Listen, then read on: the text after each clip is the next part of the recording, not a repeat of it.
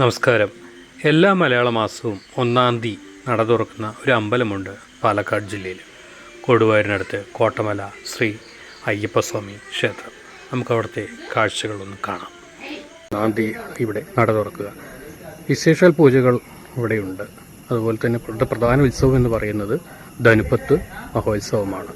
600 വർഷത്തിലേറെ പഴക്കമുള്ള ഒരു അമ്പലമാണ് കോട്ടമലയിലെ ശ്രീ അയ്യപ്പസ്വാമി ക്ഷേത്രം. 200 കൽപ്പടവുകളാണ് ഈ അമ്പലത്തിലേക്ക് എത്തുവാനായിട്ട് ഉള്ളത്. അയ്യപ്പസ്വാമിയെ കൂടാതെ ഇവിടെ ഉപപ്രതിഷ്ഠയായിട്ട് ഗണപതി, മുരുകൻ, പരമശിവൻ കൂടാതെ നാഗദൈവങ്ങളും ഇവിടെ ഉണ്ട്. ഈ അമ്പലത്തിന് പ്രധാനമായും 4 കവാടങ്ങളാണ് ഉള്ളത്.